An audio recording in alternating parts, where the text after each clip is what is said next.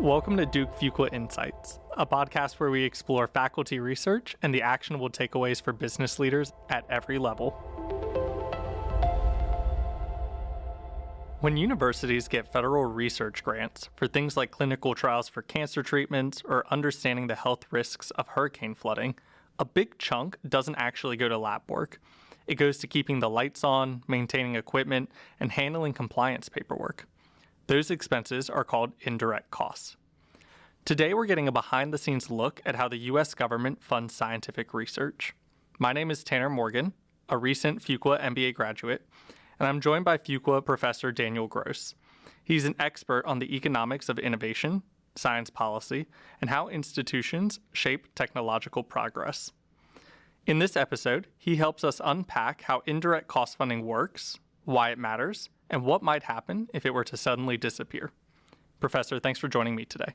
Tanner, thank you so much. It's a pleasure to be here and to tell you about a topic that I've been thinking a lot about lately, an issue that's really lived in the shadows for decades as this arcane corner of federal science policy as it affects the broader innovation system in the U.S., but in the past few months has become incredibly relevant as different federal agencies are beginning to explore changing their policies around indirect cost recovery.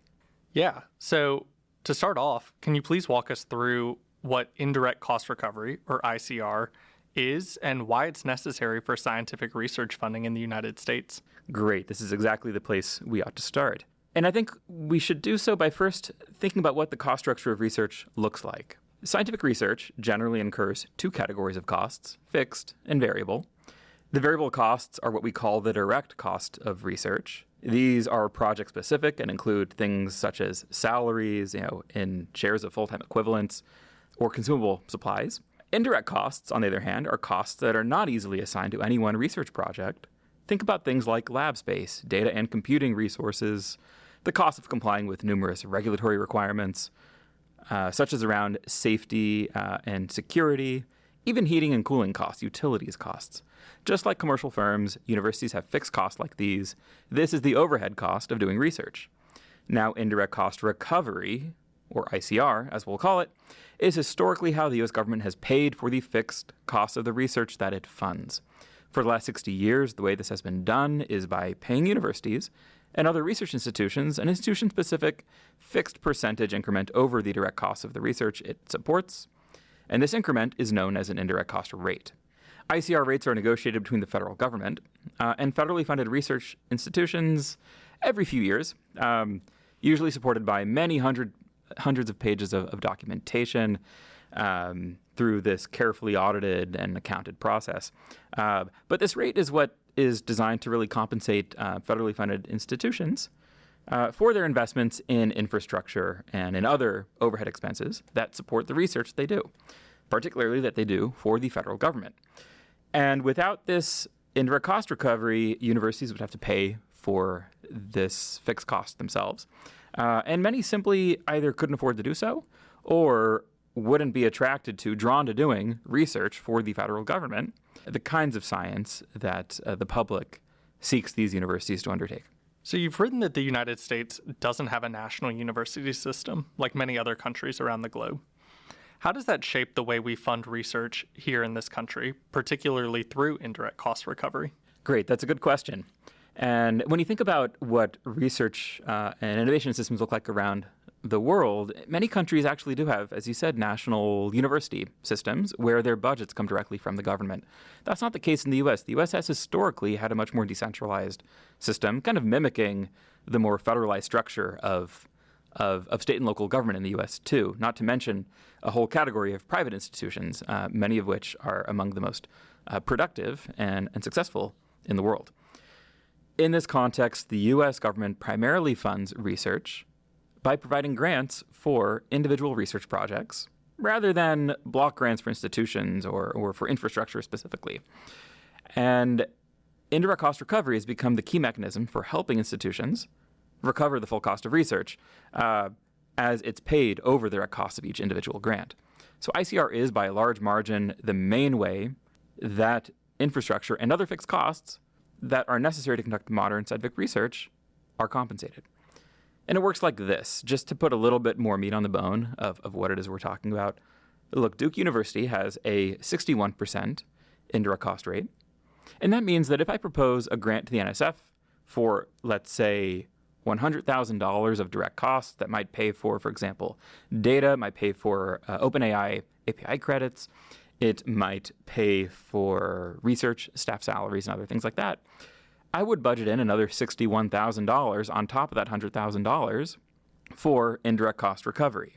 Now, it turns out Duke doesn't actually collect 61 cents over every dollar of direct costs, which is part of why ICR is very misunderstood. But we're going to get into that, so I'll save the explanation of that for perhaps a few moments from now. Yeah, so you reference that these negotiated ICR rates. And one of your big findings is that there's a huge gap between these negotiated rates and what the universities actually get paid. Why is there such a big difference, and what are the consequences of that? If you go back, so really, let's get back to the beginning of this project. This project began in February of 2025, just a few months ago, when the NIH announced a sudden change in policy that was going to reduce its indirect cost recovery rate that it pays to all universities and the research it funds at universities to 15%. And we'll get into that, I think, in a little more detail in a little bit, what the ramifications of that might be. But when this guidance came out, a couple of co-authors and I had a phone call about other work that night, and we saw the news and we thought, this issue isn't really that well understood. Maybe we can say more about it. And maybe we can say more about it using data. And that's what we set out to do. And so to better understand indirect cost funding, we gathered data on around 350 universities and other research institutions. Think about, for example, medical centers, medical schools, independent institutions like Scripps or, let's say, Dana-Farber. And together, the set that we collected account for around 85% of total NIH research funding over the past 20 years. And for those institutions, we looked at both their negotiated ICR rates, but also what we call their effective ICR rates, which is the amount of indirect cost funding the institution actually receives over every dollar it spends on the direct cost of the research it performs for NIH. So we need data sources for both of these measures, the negotiated rates and the effective rates. The negotiated rates we collect directly from the institutional cost agreements, indirect cost agreements, that the institutions enter into with the federal government. These are, again, as I said before, entered into every few years as a result of a complex negotiated process, but they're generally, for most universities, public, and other institutions, for many, also public. And so we pull data from these. And right alongside that, we go and we collect data from the NIH itself on its grant funding. And using NIH grant data, we calculate our so-called effective rates, defined as total NIH funding for indirect costs divided by total funding for direct costs for an institution in a given year. And our key finding when we compare these two rates was the following. We see that negotiated rates have been rising over a long period of time. Well, think back, let's say, to 1980. We go back even further, but for our purposes, let's just take it back 40, 45 years.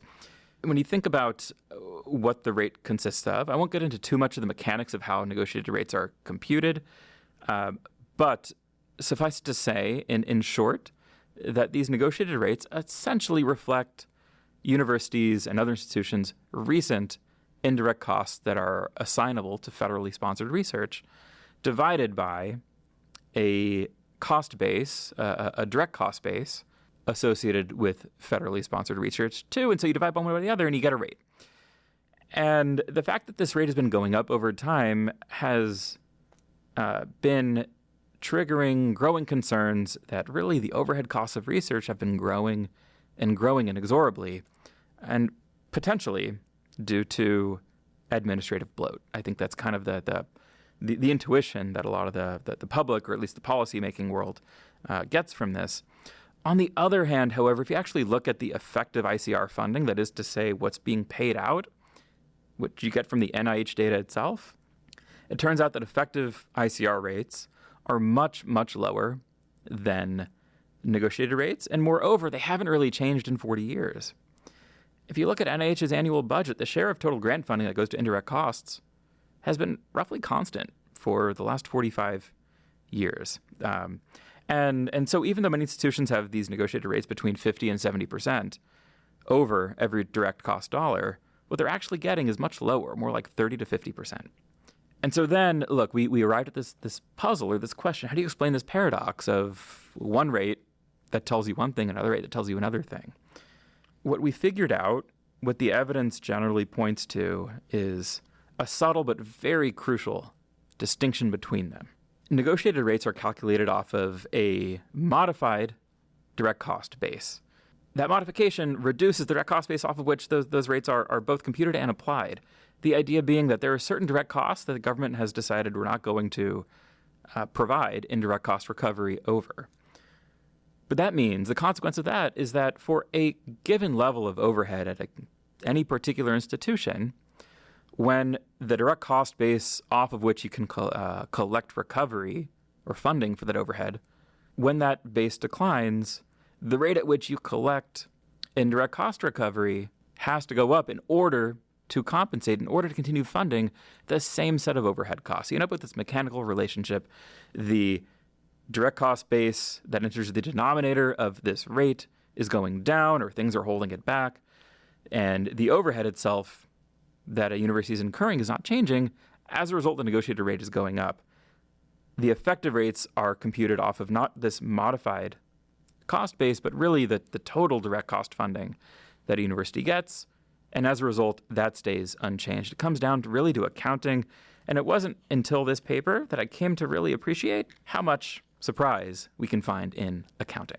Well, Professor, you spoke about how indirect cost recovery is under a spotlight. It's in the news as the NIH has recently proposed replacing negotiated rates with a flat 15% rate.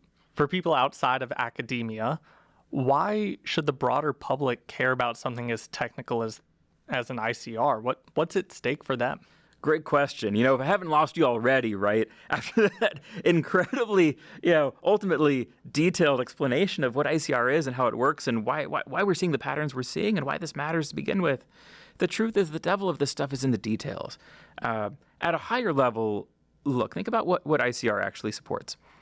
A flat rate like the 15% the NIH has attempted to impose, it's currently held up in litigation in federal courts, and other federal funding agencies like the NSF, the National Science Foundation, that is, the Department of Energy, even the Department of Defense, they're looking to make the same changes. What this will do is reduce the funding that institutions get for the research they're performing for the public. And in this case, the particular case we're looking at is NIH specifically. And so what a 15% rate would do is reduce most institutions' NIH funding by around 15 to 20% of what they were previously receiving on an annual basis. And that means that several institutions would experience declines in revenue of over $100 million per year. And in any case, for even other institutions, though, the dollar declines are smaller as a share of their total budgets. They're still fairly large as a result of this policy alone. So what, right? Maybe these are taxpayer savings, but what this actually ends up doing as well is reducing incentives for research, especially incentives for high fixed cost, but high potential research. For example, research that might require gene sequencing centers or imaging facilities or primate research facilities where you have these model organisms that it's not testing in humans, but rather close substitutes, or biocontainment labs, or clinical trial infrastructure, these things that support high-impact research but incur high fixed costs. And bigger picture, I think one has to also think, what's the value of this research to the public in the U.S. and also around the world? But I think broadly U.S. policy is concerned with U.S. taxpayers, U.S. public benefits. And what this risks doing is upending a system that has, for several decades, been an engine of not only economic progress, but also health improvement in the U.S.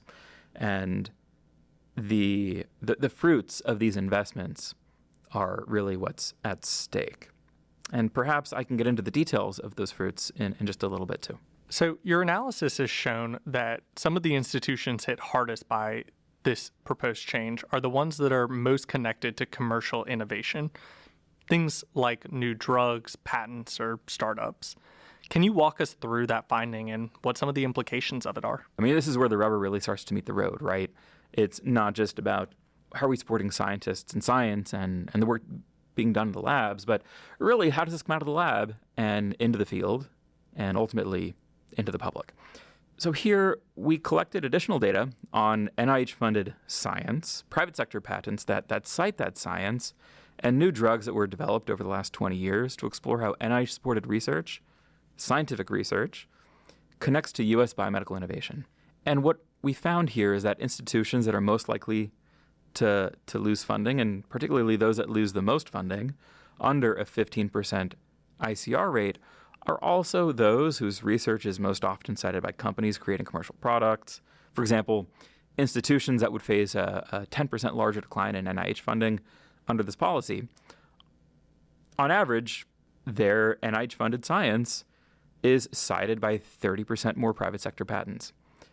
And those patents are linked to 50% more commercial value. Similarly, of universities that had patents on at least 2 FDA-approved drugs in the last 20 years, all of them had substantially higher ICR rates, both negotiated and effective, than the proposed 15% cap. And so these universities would lose significant funding under the 15% ICR rate proposed. And what's at stake then? Potentially the fruits of that innovative labor. Your research has found that other countries fund research very differently. Could a shift in ICR policy affect our global standing in science and innovation? I think that's one of the concerns. And look, we don't have a perfect counterfactual. We don't know exactly how the system will adapt to a change like this until it takes place.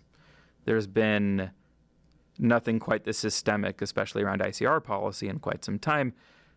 Indirect cost recovery based on institution-specific negotiated rates has been in place for 60 years, since the 1960s. And indirect cost recovery generally has been a feature of federal research funding since the 1940s. So what this would do remains to be seen. That said, certainly there's a lot at stake. There are big risks. Even if funding freed up by the cap were reinvested into additional research grants, particularly into direct costs for other research, it would still distort the types of research pursued. It would steer institutions away from high fixed cost projects, like I said before. And on the other hand, if the funding were simply cut rather than reinvested, the damage to U.S. innovation, especially in biomedicine, which is heavily science dependent, could be significant. It's this science that underpins American competitive advantage in a whole range of science-based technological industries, and the pharmaceutical industry and other biomedical industries like devices being high on that list. So you've mentioned that ICR often draws criticism. People think it's bloated or lacks transparency. How would you respond to that? And what reforms do you think might strike a better balance? I think we have to admit that some of these critiques are well-founded. Indirect cost recovery has been a subject of policy debate for decades. There are flaws in the system, and I'll come back to think about what some alternatives perhaps could look like too, and what trade-offs they present. But let's just first embrace that the current system isn't perfect. It's complicated. The process of simply producing a proposal for a new negotiated rate every 2 to 4 years that universities and other institutions have to undertake, that can cost millions of dollars. It's very complicated. And not to mention, the whole process is opaque and hard for most lay people to understand. It took us a long time to even wrap our heads around it in order to try to communicate it in our own research. At the same time, I think it's also important to recognize that ICR doesn't just fund administrative costs. For that matter, it mostly funds facilities. The share of ICR that goes to administrative costs is actually legally capped and has been since 1991. And most universities have been at that cap for many years. Basically, the ICR rate that can be produced or attributed to administrative costs is limited at 26%, and that hasn't changed. Most universities are at that cap year in and year out. And so the idea that ICR is funding growing administrative bloat, for that matter, has to be factually incorrect. And moreover, many of these costs are incurred in service of complying with a growing number of rules, federal rules that regulate federally sponsored research. including the cost of administering ICR to begin with. And so because of that and because of this cap that I just mentioned, actually, even now, universities appear to under-recover a meaningful portion of the true indirect costs associated with federally sponsored research. We have evidence of that, examples of that from a number of universities. In any case, there is almost certainly room for improvement. The current system has its own flaws. Some of those flaws have to do with the incentive system that it creates. When indirect costs and infrastructure investments can be recovered through renegotiated ICR rates every few years, that can encourage growth of the enterprise, investments in new buildings, new facilities that may be marginally less productive or that otherwise an institution might not make. And so one can imagine that there are other incentive structures that might rein in some of those choices. And one of them is a simple, flat 15% rate. So think about what a 15% rate does. It's certainly simplifying. It forces more cost sharing. And so, in turn, maybe some more judicious investment choices on the part of universities and other institutions. But it's so low that it also risks, and not only that, but in my view is likely to make a lot of high-value, life-improving and saving research just economically not viable. But in between, there are other options. I've been thinking about this, and I've been asked this over time, too. If you had to put my feet to the fire and make me tell you what I think a good alternative would be, what would I do if I were in the driver's seat? First of all, I would say I don't want to be in the driver's seat because it's such a complex thing to resolve that, in some ways, who am I to make that choice? I think that choice is up to others. But if pressed to have a point of view, I can see two ways forward. One way would be a system where we allow rates to vary for different types of institutions. Maybe there's one for universities, one for medical schools, one for independent research institutions, and so on. And we could set these rates around their historical average effective rates, which, as we've shown in our work, haven't really changed in many decades. And we would ditch this complicated modified direct cost accounting that changes what goes into the denominator, which then influences the negotiated rates we see today. Forget that. Keep it as simple as possible. Pay ICR over the full set of direct costs of research, which is what the effective rates are essentially defined over. And so that's one way. The other approach I could see is to try to shift more of these costs, as we call it above the line, into direct cost accounting, to try to apportion some of these fixed costs to specific research projects that can't be done with all fixed costs, but perhaps can be done better with some.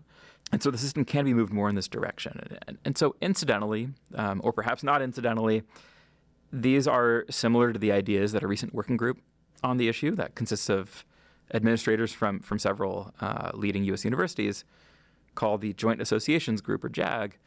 These are similar to the proposals that this JAG group put out into the public about a week ago. And as far as I understand, partly based on our own work. So looking ahead, how should students or future business leaders think about the role of infrastructure, incentives, and policy in driving innovation?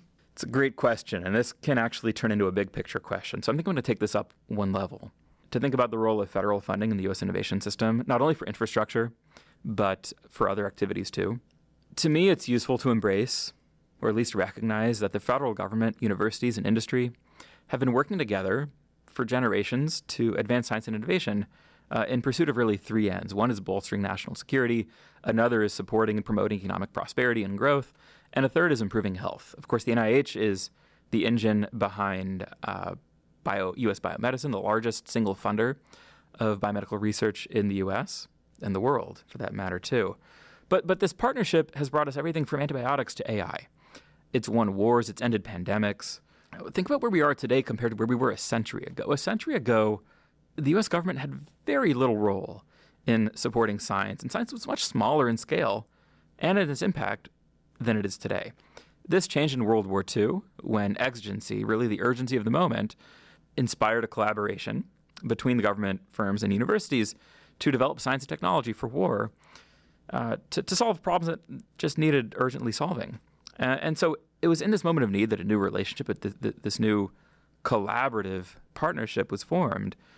And its success in that moment inspired its not only continuation, but its expansion over the next several decades. And so here's how it looks today. The U.S. innovation system now has a pretty sharp division of labor between universities and firms. Universities do the science, and firms find a way to put it to work, to turn that into useful technologies, whether it's drugs, whether it's electronic devices, or anything else. And this innovation makes our lives safer, healthier, longer, more prosperous.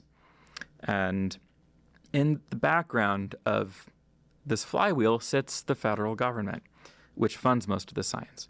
And that's because if it didn't, history and economics both give us reasons to think that a lot of the science really wouldn't get done. Especially risky science, science which doesn't have immediate application, science with large upfront costs, science which you can't take out intellectual property on. And that's a lot of the modern scientific enterprise. And so think about what this has given us. U.S. life expectancy has increased more than 30 years over the past century. That improvement in life expectancy and health is estimated by some to be just as valuable as all economic growth over that same period. We now make, in real terms, in America, about twice as much at the median as we did in 1950. We're richer, we're more comfortable. A lot of this progress is attributable to science-driven innovation. And so that all leads me to think that without science, our lives would be shorter and poorer. Without public funding, we wouldn't have much of that science. So right now, then, with that in mind, that context, right now we're at a moment, a juncture really, where the partnership that has been allowing this flywheel to keep spinning and spinning faster, that's been beneficial for so many decades, is under new strain. It's become a bit more adversarial, particularly between government and universities. And that seems, from where I sit, to reflect a little bit of a shift in how the government views this partnership. Something that was long treated as a public investment that's designed to benefit, that ultimately benefits the American public, is now being treated a bit more instrumentally as a gift that supports university goals as opposed to public goals. And so we end up with this tension and this dance we see taking place in policy, in the courts, where we don't quite know how the game is going to end. But bigger picture, permanently cutting billions of dollars in research funding is probably going to be damaging. I think, most folks can believe, or at least come to agreement that there's a high likelihood that cutting this much funding from the U.S. scientific enterprise can be very damaging to American innovation and ultimately technological leadership. Because if you take out a three-legged stool, like the one we're talking about where you have government, industry, and universities, and you knock out one of the legs, that stool is going to fall over. And so, look, if you bring this back up, there's a reasonable case to be made that this partnership can use some rejuvenation, some reform. There are opportunities to make it more efficient, to make it better. But for a system that's been as productive as the U.S. innovation system has been over the past not just 20 years, but really 80 years, I would think that the right tool for the job is probably closer to a scalpel than it is to a sledgehammer. And with that in mind, I would encourage those who are listening to come away from this thinking about what kinds of adjustments to U.S. federal research funding and research policy would be consistent with improving the system while maintaining and sustaining its successes. Thanks for your time today, Professor. Thanks very much, Tanner.